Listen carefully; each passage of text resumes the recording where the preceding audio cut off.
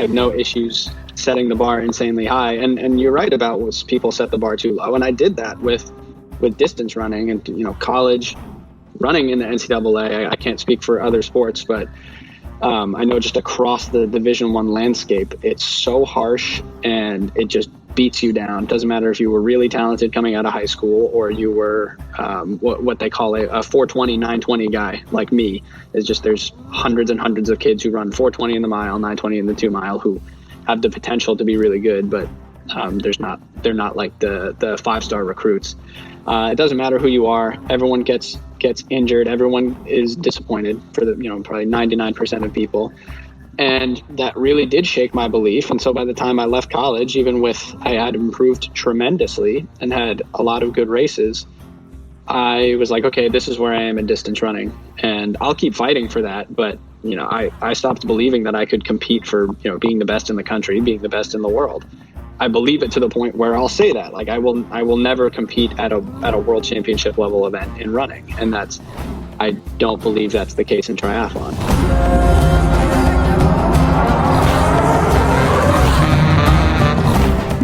Welcome to the Yogi Triathlete podcast. We are Jess and BJ, and each week we shine a light on people looking, finding, and living their purpose. People who are making shifts in their lives towards what they love and away from what society deems as the path.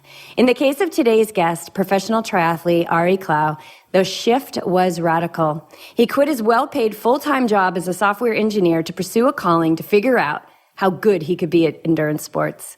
Ari is no stranger to competition, having been an NCAA runner, but as a rookie pro triathlete, he still has much to experience as he trains and races himself up the ranks. Ari's story comes with trauma and loss as his life intensely shifted overnight in January of this year. It was an event that catapulted him into a whole new reality and profession. He shares his journey on his YouTube channel, and he doesn't do it bashfully. We know you guys appreciate the open and honest conversation, and we know this guy is going to bring it. Ari, welcome to the show. Thanks for having me on. It's a wonderful intro. Well, we're psyched. We love this adventure that you're on. It's really exciting. And as we know, excitement has the same physiological response as fear. So it's a wild ride, this life. I think it's meant to be a wild ride. And I don't believe that we're supposed to hold back. So let's just jump in with all right, so now you're a pro triathlete. So what'd you do today? What was your training like today? What's that life like? Very mundane. I guess side of it is I'm based in New Hampshire, southern New Hampshire, about an hour outside of Boston and about 2.5 hours from where I grew up, just outside of Hartford, Connecticut. And since I'm moving around so much and my car, up until yesterday was not registered anywhere, my parents were like, hey, just register it in Connecticut. We'll get all the mail. And, until you find somewhere permanent, you'll just keep it here. So I spent 4 hours at the DMV yesterday. And, then I only got a 10-day registration. They wouldn't give me my permanent registration for a number of reasons. But yeah, I had to go get emissions this morning and didn't make it back in time for open water swim with my teammates. So spent the morning at the pool and then drove back up to New Hampshire. And after this, I'll have a bike and a run. So the trifecta, just all easy sessions, just getting into volume. Nice. And you just came off your first pro race in Maine. So Yes, how was that? How much racing, have you done any racing as an age grouper in triathlete? Yeah. So I've done, I think 5 age group races. So my first one was, and I guess I didn't start triathlon as soon as I quit my job. I was swimming once or twice a week, just because I was still sort of struggling with running injuries and I had half an eye on triathlon, but I didn't really start swimming every day until I went to Tucson to go train with Lionel Sanders. And I did my first triathlon after about 2 weeks of being there. That was in March. And then my next one after that was, I believe, June. And there was one in July. The age group nationals double in August. So yeah, that's five age group races, and then earned my elite license at age group nationals, and decided I would rather get smacked around in the pro field than be competing for the win in the age group field. So, and that is exactly what happened. I got smacked around. Yeah. So what's that? We had Renee Kiley on the show, and I don't know if you know Renee, but you'd probably really love her story. And she's just super, super cool girl, professional triathlete, but was, not a professional triathlete. She was like a heavy cigarette smoker, partier, high finance, really strong businesswoman. But she talks about how, age groupers all the time will kind of calculate like, oh, well, I'd probably be like top 10, like they're calculating their times. Like if I went pro, I'd be and she was like, that does not translate, because the effort in which, you have to. So what was it like for you as far as going from that age group, top end age group, to the pro field? Like, what's the jump? Well, I didn't have anyone to swim with in the pro field, for one. So even at age group nationals, I think, in my wave in the age group, I had people to swim with. I was not, I think I was probably right around the middle. And very quickly, and also the race at Maine was an ocean swim, and the current was pretty gnarly that day. I had never had experience like swimming over or under waves, I guess, like what the proper way to swim out when the current is coming in. So my first experience with that was just the shakeout swim the day before. And I was like, whoa, okay, I'm just going to have to do my best because I have no idea what I'm doing. These lake swims in New Hampshire have not prepared me for this. But yeah, very quickly I found myself alone, and I was trying to see where other people were, but there were always waves, crashing into me whenever I was sighting. So eventually I was just like, okay, I'm alone. Let's just time trial this, swim as straight as I possibly can, which was hard because I couldn't see the buoys over the waves a lot of the time. And it was 5:45 in the morning, so the sun wasn't up either. So it was just, for my first pro race, it was just probably the worst possible situation for a new swimmer like myself. But I knew that could be the case. I wasn't scared of coming out of the water in last, and I pretty much got to work on the bike, caught a few people, and halfway through the bike, my coach was on the side of the road and said, what the time gap was, and I had lost 2 more minutes outside of since I started the bike, and I was like, whoa, I'm doing really good power. I thought I was going fast. I don't know what's going on up there, but I guess this is a whole different playing field.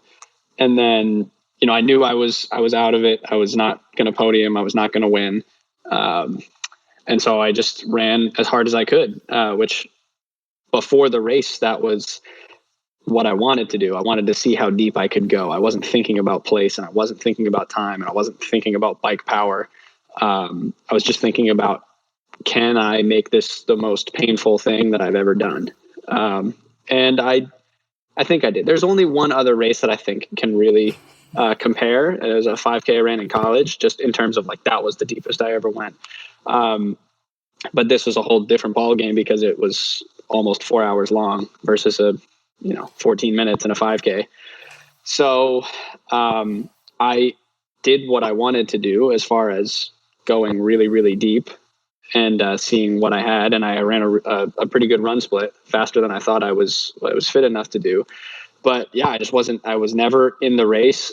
And that was extremely, extremely frustrating to just be like time trialing myself off the back. So learning experience, maybe. I feel like I didn't learn that much except for how much better the pros are than I am at swimming, which I already knew. But I don't regret going pro and having that be my first pro race, because I think it doesn't get any worse than that, unless I time trial and I feel really awful. I guess I felt okay on the day.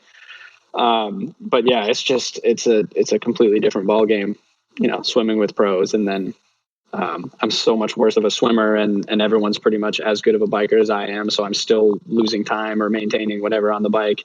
And then, you're 10 minutes back by the time you get out of T2, and I'm not going to run a 102 to make that up. So it was tough, but good experience. How do you stay not getting too far ahead of yourself? Like, how do you stay in the moment? So you were frustrated, like you get the time split, and that can work both ways. If you get a great time split, maybe it motivates you to go a little bit faster. You get a bad time split that's sort of shocking. You sort of get the potential to get frustrated and upset, and then it can dovetail into negativity. So can you recall being in that moment? Do you recall moments like that? Or are you just in flow, just like, let's go? Not in this race. I think what I have gotten very good at since the last couple races of college and since leaving college is really being honest with myself about what I have to give on that day, what I have to give physically, because there's you can only go as far as your mind will let you. And often people convince themselves that the limit that they have in their mind is their physical limit. And so I fell into that trap a lot in college. And that's simply not the case most of the time. Even if you feel awful, I'm a firm believer that even if you feel physically awful, just because sometimes you go into a race and you feel flat, you don't feel great, that your physical potential is like 98 or 99% of what it is when you feel great. You just have to dig deeper to get there. And so that's one of my like frameworks that I operate off of, is not buying the bullshit that my mind tells me to try to get me to slow down. So I was 5 minutes down out of the swim, and then 20 something miles into the bike, my coach says, 7 minutes. And I was like, well, that's what it is. But like, what can I do? I can only keep going as hard as I can. Without being stupid, I had sort of a power target to hit. And then again, it doesn't matter what the time gap is when my goal is, let's see how much I can hurt. Maybe if I was in contention for the win or the podium, that could give me that extra 15 seconds or so. But and even after the race, my coach was like, "Oh, if you had been in the race, you ran 109, but if you were in that race, maybe you could have run 108." And I'm like, maybe, but I really believe I gave it everything I had, because at every moment I'm like, all right, commit, pick up your turnover, run this pace. And then probably within 30 seconds, almost everybody starts to settle in a little bit much. And it's like, okay, am I settling in, or is this still everything I have? And so it was a constant, an hour straight of keep your turnover here, keep your effort here, keep your, just keep running hard, keep running as hard as you can, and constantly asking myself, am I running as hard as I can? No, pick it up. Or like, am I running as hard as I can? Yes, keep it here. It's almost like motivation doesn't factor into it, because motivation is a fickle way to get yourself to do things. Sometimes it'll be there in droves, and sometimes it won't be there at all. So I try to take motivation and how I'm feeling out of the equation beforehand and say, I'm just going to execute. I've made the decision to go as hard as I can before the race started, regardless of the outcome of the race or how the race is playing out. So, I didn't get negative until I finished, which was, it was a very weird emotional experience. I had never like felt that way before at the end of a race. Yeah, it was pretty powerful. And you captured that on film. I think that was, when I watched that, I think I messaged you and I was like, wow, dude, like I'm going into my race. Like that's raw. Like that's like so authentic. Well, so my friend Johnny, he's my college teammate, he's one of my best friends, and he's a phenomenal filmmaker. He is always like too scared. He said, I didn't want to pull the camera out. I didn't even want to approach you in that moment. He came up to me and I was just like, take the fucking camera out. Like, get this on camera, because like I wanted to see what it would be like afterwards, and it was very hard to watch after the fact. And when we were making that YouTube video, it was just, I was so uncomfortable watching it, because within an hour of that, if you had asked me how I felt about it, it would have been completely different, especially 2-3 days later. Yeah, when you give everything you can for that many hours, and you see the result that brings, or the time that brings, or whatever it may be, like your body's broken down, your mind is broken down, and we get to release the suppression, right? So you can look at that and just say, I got to release the suppression, because that's what it was, like a big release like that, because so quickly you were far away from that emotion. Like you felt different, like an hour later or so. Yeah. So I finished, and I immediately started like tearing up, almost because of relief, because I've had so many races, so many big races that I've psyched myself up for in college, that I just don't give everything. And this was going to be the biggest test that I had ever had. Can I give everything for an hour and 10 minutes after a long swim and the longest, hardest bike I've ever done? And so part of me was like, yes, I did it. I didn't shy away from this extremely painful thing. I did what I wanted to do. I'm becoming the athlete I want to be mentally. And then it was like, wait, but I got 19th place. Like I did all that for 19th place and I'm crying. I must be upset. And so all of a sudden I got really, really upset when like my initial emotion at crossing the line was like, oh, I did it. That was good. And so it was just this weird mix of like my initial reaction then formed the way I felt afterwards. Like I wasn't upset when I crossed the line, but because I was relieved and started almost crying tears of relief, it made me think I was upset. And then I got really upset, and I had like so little control over it. And so I started making almost excuses for myself for why I should be upset. And I guess part of me being so competitive is like, I shouldn't be happy with myself after I just got 19th place. Mm-hmm. I was like 15 minutes behind the winner. There's no world where I should be satisfied with that, even though I did everything I could. And then an hour later, it was like, wait a second, what could I have done? And so it was almost just maybe embarrassment at being happy with a performance where I was so far from the front. And I want to, there were some comments on the YouTube video, and there's always mean people on YouTube being like, did you really think you were going to go in there and compete for the win in your first pro race in your first 70.3? And I was like, yeah. And I'm going to go into the next one and I'm going to think I'm going to win until I know I can't. And then at that point, it's going to be just go as hard as you can again.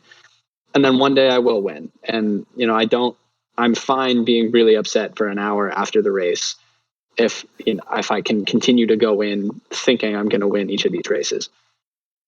Yeah, I absolutely go in wanting the win. Absolutely. I think that scares people. I think it scares people to have so much certainty. You're so certain that it will happen one day. And I think people get scared because they don't understand that. They don't understand how can you comprehend that without the physical proof? You don't have the physical proof, but in your mind, And so people who don't connect with themselves, they don't know. So it brings fear and incites fear and uncertainty inside of them.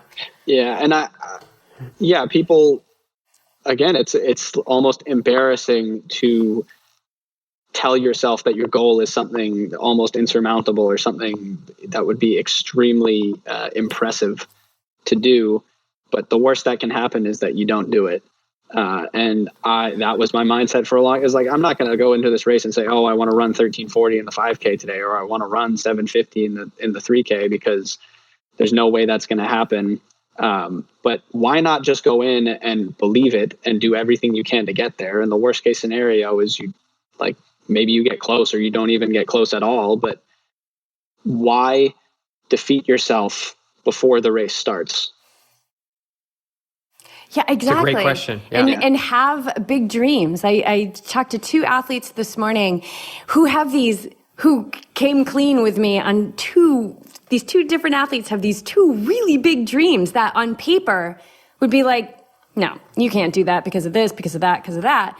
And in one of the conversations, the athlete was saying we were talking about how we set the bar too low. We set the bar too low because we're so scared, right? Like it's going to be embarrassing or our pride's going to get hurt. But if we don't set the bar high, I feel like we're at risk of settling in this mediocrity. I can be a top 10 pro, or I'm getting a little bit of money. I'll supplement through Patreon. Why not? You've taken so many risks. You've made all these huge changes. Why not? Well, absolutely. But I don't want to make it seem like anyone who's listening to this is that it's a mental tactic for me to convince myself that I believe it. I legitimately believed that I would go into this race and I would swim 29 minutes and I would be probably about 5 minutes down. And then I would hold, 310 watts and whatever for me I would bike a 202, right? I'd be even with probably most people and, probably make up time on the contenders, and then I would run a 110 and be in the race. Like I would be there. That I totally forgot about, the drafting is a thing in long distance triathlon, and that played a huge part in this race. And I'm, by no means like blaming that on the fact that I didn't win. I obviously have a lot of work to do, but I legitimately believed that what I thought I could do on paper would be good enough to win on some days. And I didn't quite end up doing what I thought would be the sort of optimal scenario, especially on the bike. But, and if I go into a race with Jan or, with Lionel or Gustav or one of these absolute top guys, I am not going to think that, because I know that on paper, they're pretty much better at almost everything, on par with running. Some of them I'm, maybe on par with bike power, but I'm slowly learning that bike power is not everything.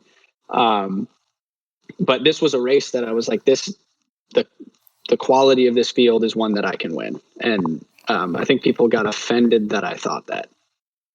Mm-hmm. Well, that's tough for them. That's for them to work. Yeah, whatever. Yeah. But also, I have no issues setting the bar insanely high. And you're right about was people set the bar too low. And I did that with distance running and, college running in the NCAA. I can't speak for other sports, but I know just across the Division I landscape, it's so harsh and it just beats you down. It doesn't matter if you were really talented coming out of high school or you were what they call a 420, 920 guy like me. It's just there's hundreds and hundreds of kids who run 420 in the mile, 920 in the 2 mile who have the potential to be really good, but they're not like the 5-star recruits. It doesn't matter who you are. Everyone gets injured. Everyone is disappointed for probably 99% of people. And that really did shake my belief. And so by the time I left college, I had improved tremendously and had a lot of good races, I was like, okay, this is where I am in distance running and I'll keep fighting for that. But, I stopped believing that I could compete for, being the best in the country, being the best in the world.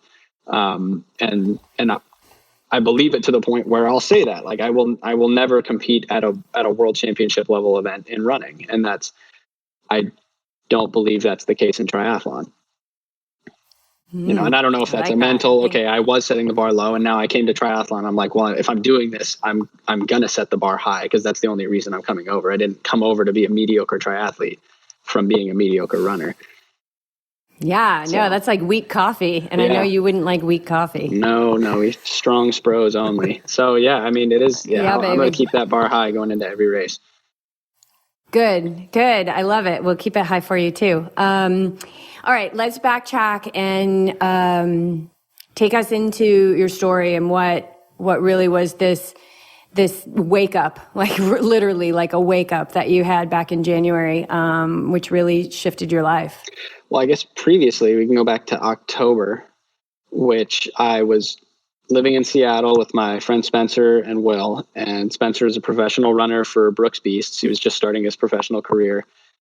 And I was trying to sort of walk on to the team, I guess. And I was doing practices with them. And I was going to try to run my way into some sort of pro running contract.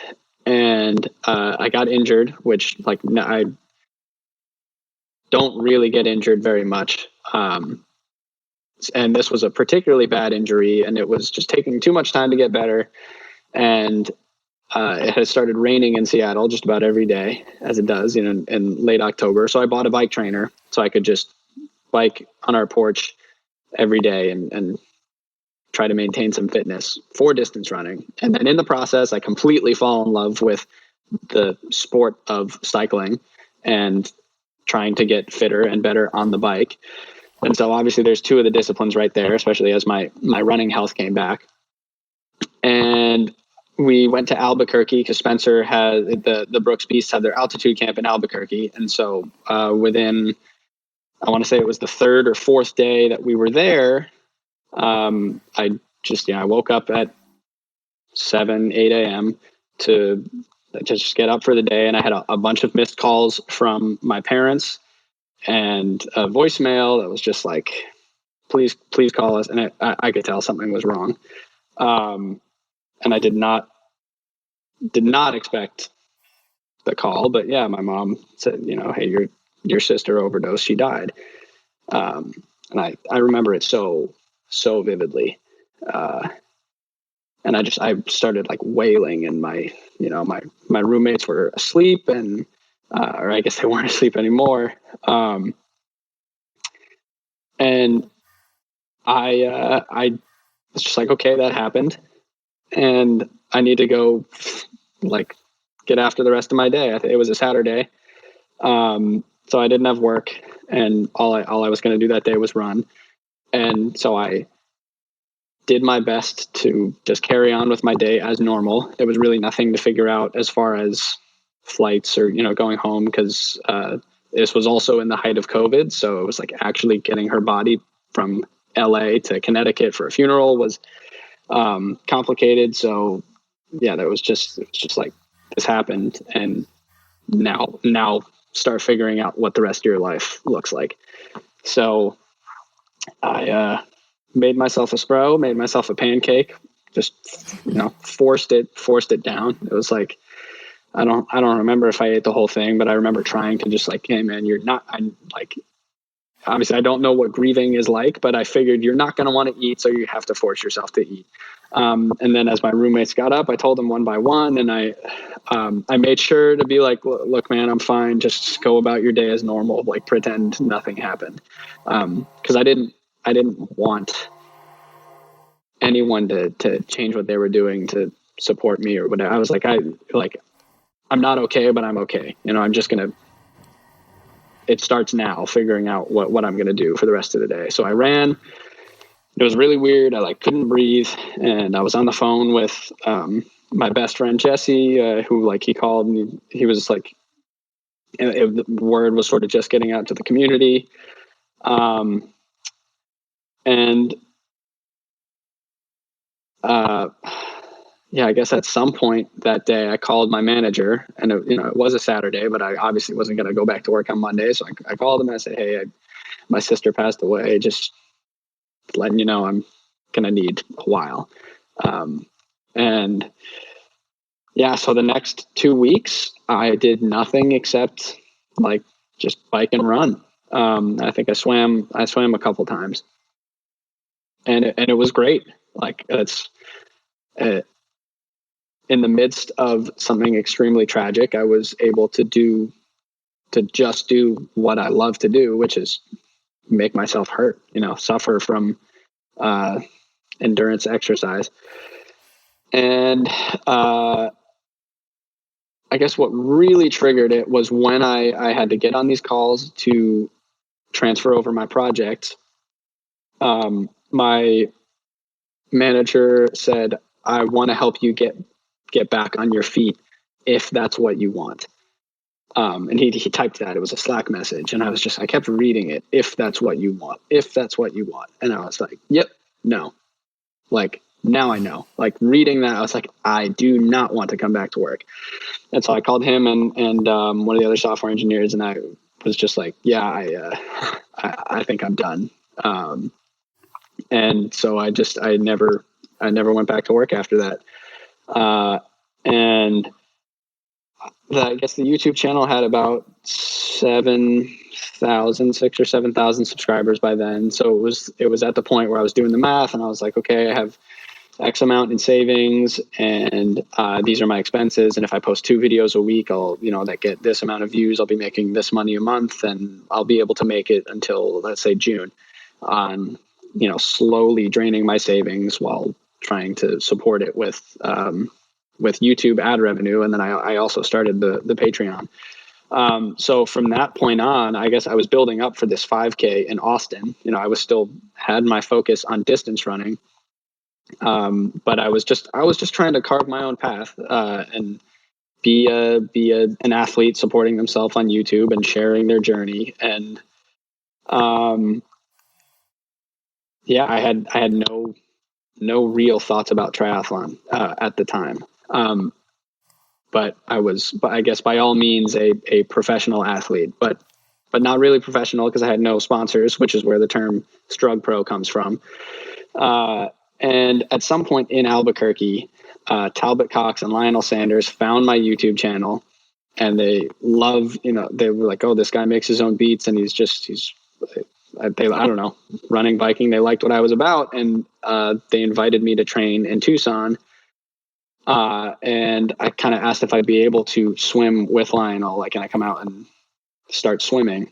And they were like, yeah, for sure. And so I did this 5K in Austin, and then went to Tucson and started swimming every day with Lionel, and was pretty bad at it, but fell in love with it pretty quick because it's just another, repetitive motion that gets really hard after you do it for a while, and just like running and cycling. And that was really the beginning. And so, now I'm a triathlete, and still have no job. Yeah. Or no software, no consistent income, I guess, but no one's paying me. Sorry, that got me really, I hadn't gone into detail about that in a while. So I'm in a weird headspace just recounting that right now.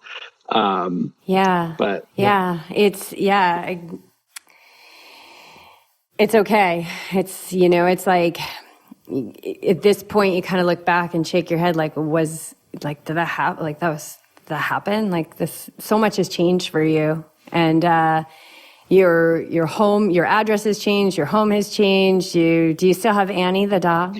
Yeah. So that's one of the other things is, the apartment I'm in is that there's no dogs, and my coach is helping me out because obviously I can't. I was going to come and try to find my own apartment, but finding a dog friendly one was just way too expensive, outside my means. And so he's helping me out. I'm in the team housing with the rest of the guys. And so my parents, or I asked my parents, because I wasn't set on going to live with the rest of the team initially, because I wanted to live with Annie. And I was like, would you guys look after him, just for the summer? And they're like, yeah, just for the summer. Cause I didn't want to, I love Annie, and I didn't want to put this on them. And eventually I was like, okay, I'll go somewhere else after the summer, and that'll be that. But now I don't think they want me to take him, because they love him. They love him so much. He is so much better in a house with a yard, and he can run around, and there's always people around, versus we were always in tiny apartments across the US, and I was gone most of the day just working out. So it's honestly such a better situation for him with my parents now, and they love him, and he just loves being where he is. So that worked out really, really well. And Annie was your sister's dog. Yeah.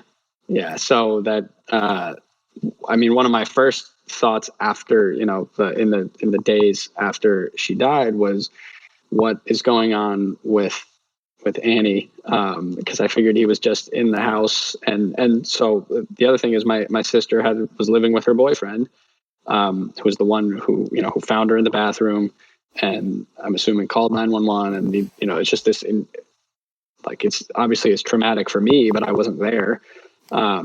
He was the one who was in the room, and they'd been living together all of COVID. And so he left.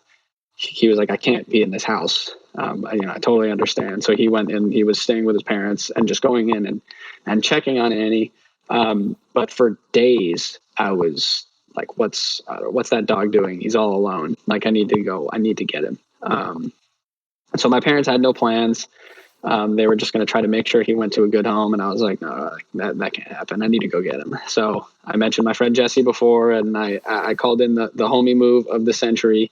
as I will call it. And we drove to LA nonstop, just went and picked up Annie. And my sister also had a cat. Nowhere near as cool as Annie, but it was a cute cat. So we picked him up, and and then I was just sort of adventuring with Annie up until coming back east. And so now he's with my parents, and it's almost like we have the whole family together in a way. Yeah, I love that your parents kind of don't want to give the dog back at this point. A bond. And Annie's in some of your videos, and actually I highly recommend that people watch that video when Jesse comes, and you guys drive 36 hours and 54 hours, and he's just an amazing friend, just somebody who's just there for you, literally left on a moment's notice, drove to get you. And I think he ended up taking her cat, right? Yeah, so it does turn out that story doesn't end as the cat is crazy, which is kind of makes sense because my sister had all sorts of pets. She just, I don't know, she had a snake at one point. She just had all sorts of pets. Most of them are crazy. She had another dog at one point that was literally just crazy. It was like a crackhead Chihuahua, that sort of thing. And so Annie is a complete anomaly as far as him being a chill dog, and he's loving, and he behaves well. So it turns out the cat was she was jumping on Jesse's face at night and claws out, and no eating regulation. So he was like, dude, I can't do this. And I was like, dude, we have no sentimental attachment to that cat. She got it a couple months earlier just because she wanted another pet. So I think he gave her to a shelter or a friend. I'm not sure exactly, but it was not a part of the family like Annie had been for the past 4 years. Yeah. And there are plenty of cat lovers out there. I'm sure the cat has a beautiful home. That's what I envisioned for the cat.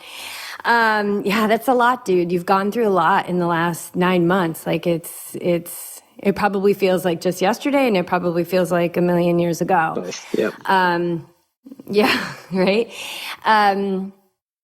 So as far as walking away from the job, right? That doesn't make sense, right? You're getting a good paycheck. You probably get some 401k situation. Have you had any backlash from people that it wasn't a smart move for you to do, or? I mean, there's always the odd YouTube comment or this one guy, I was just like, oh, dude, quitting your job isn't, oh, by the way, I read every YouTube comment, for better or for worse. I read every one. It's not, a lot of the times I want to respond to the mean ones, but this one guy was like, quitting your job isn't heroic or bold. It's a classic stupid millennial move, blah, blah, blah, blah, blah. But that's the only comment I can remember. But as far as people close to me, they were all like, oh, you're doing, you got a good head on your shoulders. You'll figure it out. And it's I still have a college degree. So I think everybody was like, I'm not going to end up, I can go back and get a job if I need to. So I don't know. It made perfect sense to me because, and you guys know, it's just money is not enough. It's the money was nice twice a month when I looked at my bank account and it was payday. And then within minutes, it was I got to get back to work, which it just never seemed like it was worth the money. And I don't think it could have ever been worth the money, especially as I fell in love with cycling, which is such a time consuming sport. Which is a good thing because I love spending a lot of time working out, which you just can't do with running. So I grew to resent the job as I was envisioning myself cycling for 8 hours instead of working. So it made perfect sense to me. And I was always dreaming of the day that I could wake up and just be a pro athlete. So I think, a lot of people have been like, man, that takes some serious balls to do that. I'm like, not really. There was one path ahead of me and I am walking it. It wasn't like there was a crossroads. It was just, I just kept moving forwards, and that was the way forwards. I think a lot of people don't know that there is another way. And, I'm speaking for myself in a similar position, in a corporate job, could have done it for the rest of my life. And I didn't know that I could actually choose to do what I loved as what I loved full time. And I think the safety factor always comes up to the surface of financial stability, right? So, and I see this in people that we talk to about making that move. And it's always like, well, once I have enough money, or once I get, my investment in the company at 100%. I walked away on the second part of my job. I think it was 60 or 80% of being fully vested in the company. And I've shared this with people, and they're like, wow, oh my God. And I think there was one person who lost sleep over it because they couldn't understand walking away from that. But what resonated with me was it was much more than just like you said, the money in your account. And I love your worst case scenario. Like what's the worst case? And this is what we did when we were, driving across the country, when we left everything. Worst case scenario, you move home with the parents and you find a way to make money. Starbucks, you program, whatever you need to do, you'll find a way. And if that's the worst case, wow. Like, that's pretty awesome. Yeah, it makes it a bit of a no-brainer. And I had wanted to, I knew there was going to come a point where I was just going to be an athlete and I wasn't going to be a software engineer. And I thought it would be a lot later than it was. I thought I would probably work for several years. But what really changed it for me was I was talking to Johnny before, this was I think it was in probably November. And I was on the bike trainer. I had a 2-hour ride, and he had just happened to call me. I think he was in DC at the time.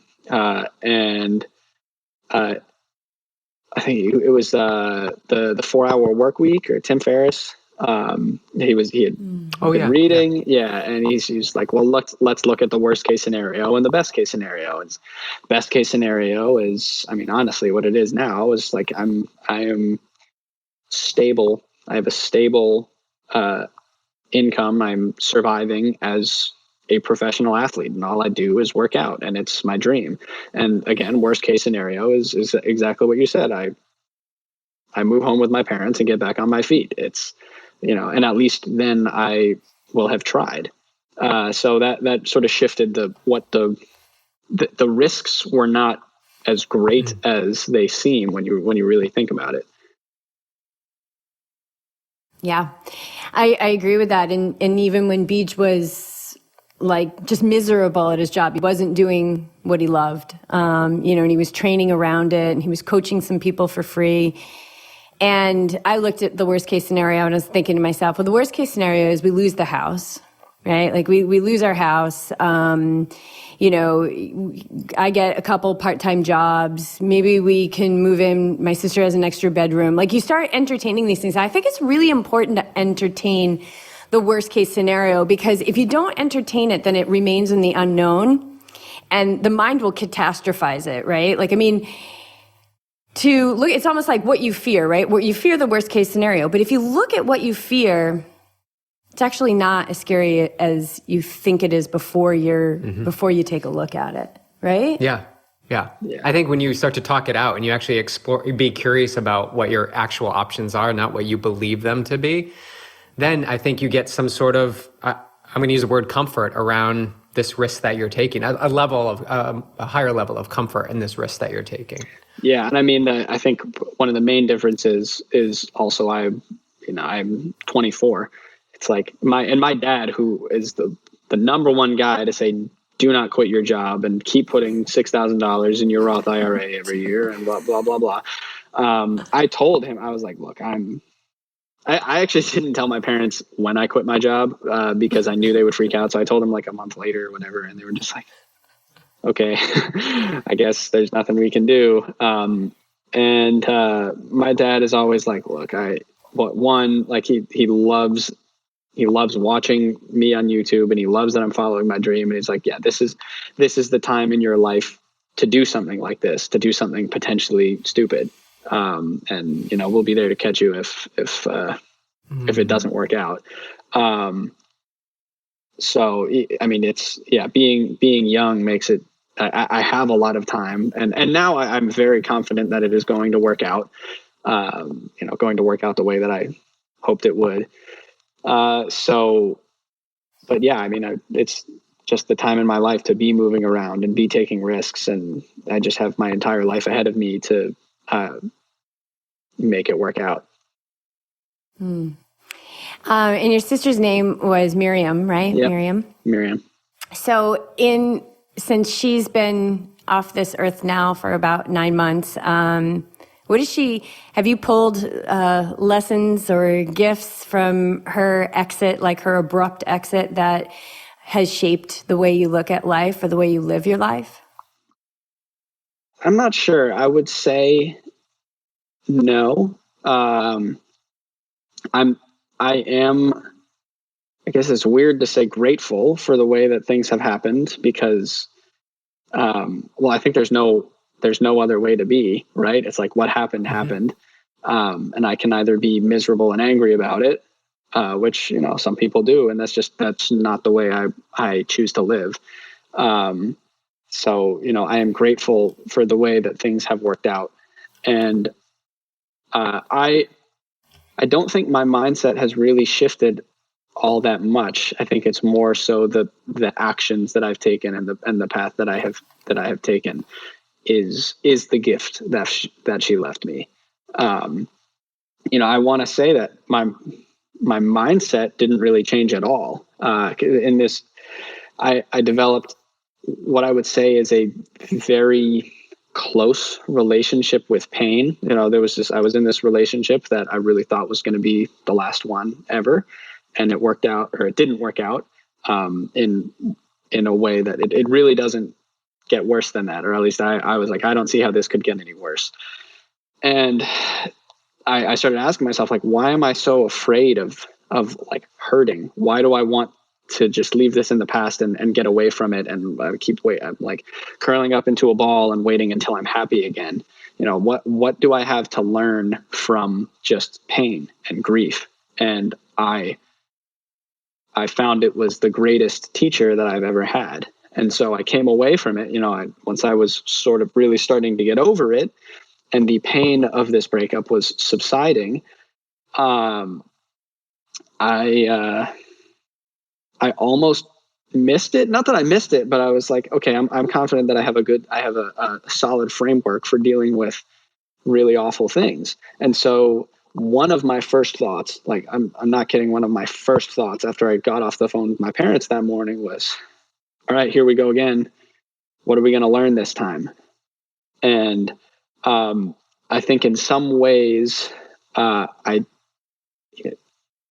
learned more about what it feels like to live with grief and live with pain. And it's not this terrifying, scary thing that I think people make it out to be. And again, there's this like curl up into a ball and wait for it to go away, or you can just live, like you can keep living your life. Like I said, I was in immense emotional pain and I still made the pancake and I still had a Spro and I still got in all of the work that I wanted to do, like over the next 2 weeks, and there's nothing got caught off guard. I think my parents were like basically just on the couch for 2 weeks, and I think that's how most people are. And nothing against people who grieve that way, but the way I chose to grieve was to almost not change anything and just be inside my own mind and let myself think the thoughts that were already running through my mind, and not trying to change the way that like my mind was having me grieve. So in many ways, almost nothing changed. Like I didn't miss a step. I didn't miss a workout. And I guess, just living, it was another, I don't know. I don't want to say another punch, right? Like that you have to roll with. So, it sort of just confirmed, and in the same way that when I finished the 70.3 in Maine, I was like, okay, I did it. It's like I can almost trust myself with doing the things that I want to do. Continuing to achieve my goals regardless of the circumstances that are upon me, and not depending on. It is important to be happy as an athlete, but I think one of the main things that it taught me is that you can be in pain and still be happy. Something painful doesn't have to make you unhappy or depressed, right? Pain and joy will always be there in waves throughout your entire life. And you can still find happiness regardless of where you are on that wave. Yeah. So, Well, pain, that's beautiful. Wow. Wow. Yeah. I think the pain is the stimulus, right? And then we have a choice to associate what we want with that pain. And if you can choose your reaction and choose joy or happiness or peace or calm, then you have a lot of power in that decision-making process. Yeah. Well, I think I started to realize that all these forms of pain, the pain, I guess it's, losing a family member or a relationship not working out is this deep, deep discomfort that is constantly, you can't stop thinking about it, in the same way that when you are 10 miles into a half marathon at the end of a 70.3, there's this deep, deep pain that you can't stop thinking about. And the quickest, most painless way is to accept it and keep moving forward.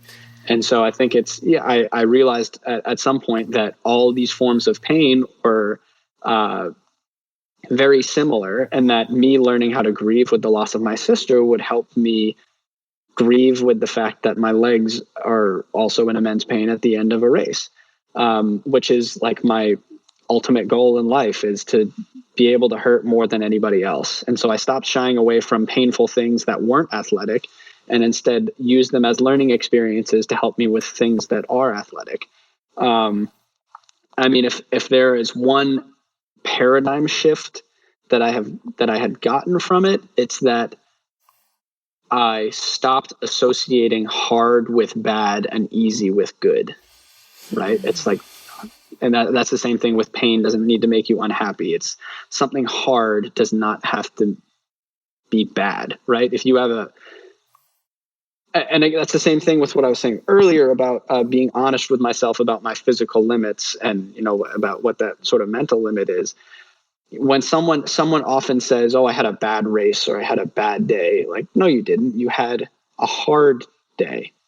But whether it turned out to be good or bad is ultimately up to you. So that's, I think, if we're talking about gifts, and what, in a life where my ultimate goal is mastery over my own mind in the context of endurance sports, that paradigm shift of enjoying being in pain, like really, really learning how to be happy while I'm in pain, is the greatest gift that she left me. Yeah, I think that's a huge gift that you just shared with our audience. And, I really love shining a light on pain and the labeling, the meaning that we give it, right? And I love that easy is only good because we've labeled it that way, right? And pain is only bad because we've labeled it that way, that we can change our association to it. And when we change our association to it, it's easier to be in it. I find it's easier to be with it, because something like that, like you described it so beautifully, like the loss of the relationship and the loss of your sister is like this deep, deep discomfort. And it's not going anywhere on your command. Like, you gotta just learn how to live with that while still living. And I think if you label it as something that's going to just draw that energy down and leave you, in a heap on the floor, it's going to be a lot harder to get up. But you're taking away the lessons from the highs and the lows of life, right? Life is a journey of highs and lows. It's ups and downs. It's black and white. It's night and day. And, darkness is scary and light is not. And the way that mastery over your mind is it has so much to do with watching the meaning that you're giving things in this life. Right. And things that aren't serving you. I don't know what philosophically you might learn from yoga. And a lot of it I draw from, I took like a Southeast Asian Buddhism class in college. And so I am familiar with a lot of the theory and philosophy. And, it's just when you say, there are highs and lows, like, and that's the life necessarily contains suffering. And so, yeah, you will go through highs and you will go through lows, and you can learn how to be happy and blissful through those. Yeah, it's the contrast. You have to have, you can't know what joy is like unless you experience suffering. Exactly. Two sides of the same coin. Mm-hmm. Yeah. Yeah. Yeah, and it's very similar, Buddhist philosophy, yoga philosophy. It all, if we look at it, it all kind of channels into the same, it's coming from the same funnel, right? Like we're all speaking the same language, just articulating it a different way, but very similar, right? It's in yoga, there's one of the principles is like contentment. And to me, contentment isn't like, oh, it's all good, because it's not all good. Yeah. It's not all good. It's not all good, but I believe that everything resolves to good. If you're awake, right, through this life, the things that you're pulling away from your losses, from your heartbreaks, things like that, you're channeling that towards good in your life. Yeah, and that's, I guess, one of the other things that I often forget, that I thought this so strongly when a lot of things sort of were in doubt, and I didn't feel stable, as I was like, whatever happens, it is going to be good. Like, I firmly believe that the way this works out is going to be a place where I am the happiest. And so I'm just going to continue moving forward. Yeah, beautiful. And, I think it was Buddha that, it's like, because you believe that, because you think that, you have thoughts that fuel that belief. That's what it's going to be, right? But Buddha said, we become what we think, right? We got to watch those thoughts. We got to watch the meaning that we're giving life, because that's what's dictating our reality. Right. And so to bring it all back full circle, one day I will show up on the line, ready to start the swim, and I will believe that I am going to win, and I will win. It's like, perfect, dude. You just knitted this whole podcast together for us. That's amazing.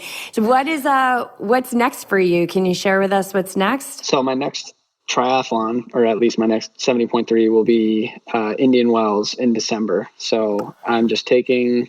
You guys gonna be there?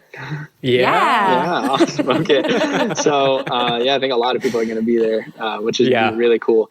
But yeah, I'm just taking the next several months to continue working, even harder than before on my swim. Now I'm at a point where I'm able to handle a bit more volume and a bit more intensity. And so now, instead of getting acclimated to swimming, I can start training, and hopefully just start closing that gap bit by bit.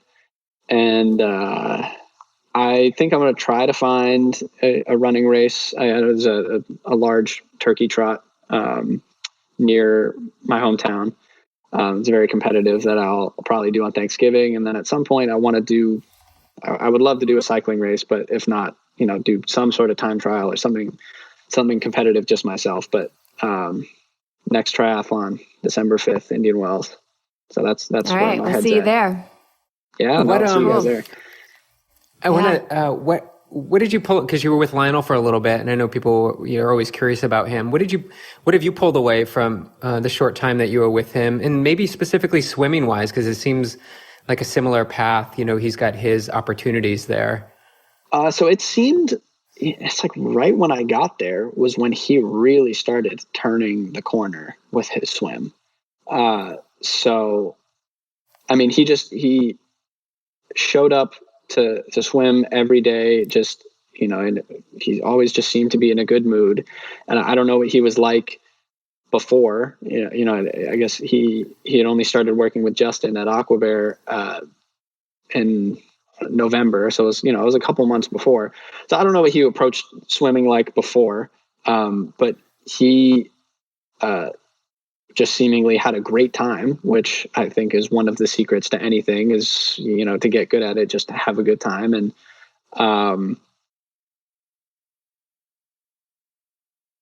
mean, honestly, I feel like that's the only thing. And I didn't know him before, but from his videos, it seemed like he had a more,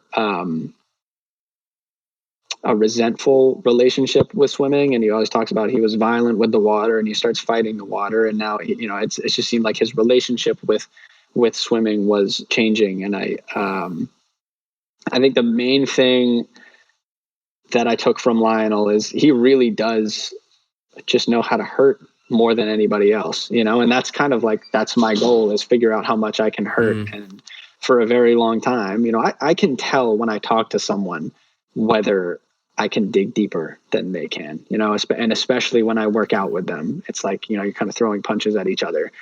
But yeah, he is just the stars in that respect. Like, that's what I would shoot for in terms of pain tolerance. It's like, you can just tell, like, he's hurting early and he's hurting for a long time, and he just somehow finds a way to get through it.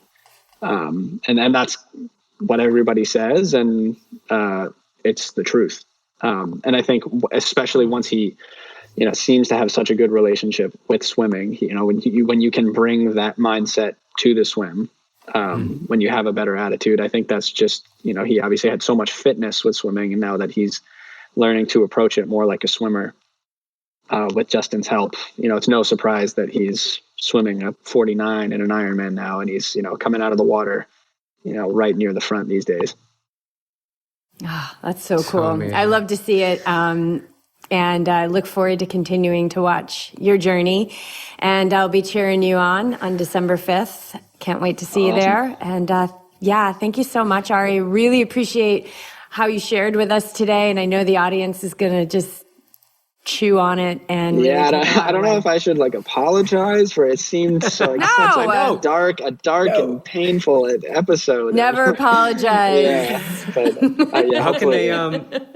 How can they support you? What's the best way to support you? Your YouTube page? Yeah, right now it's Patreon, or I have a link on Buy Me a Coffee. So I say Buy Me a Spro on there. So it's just, if they have $5 they would throw. But I said this months ago, and I'm working on it. I'm trying to come out with a pancake mix. So eventually, hopefully I'll have that to sell on these platforms. But right now, it's just Patreon and Buy Me a Coffee, and just watching YouTube. Watch more YouTube.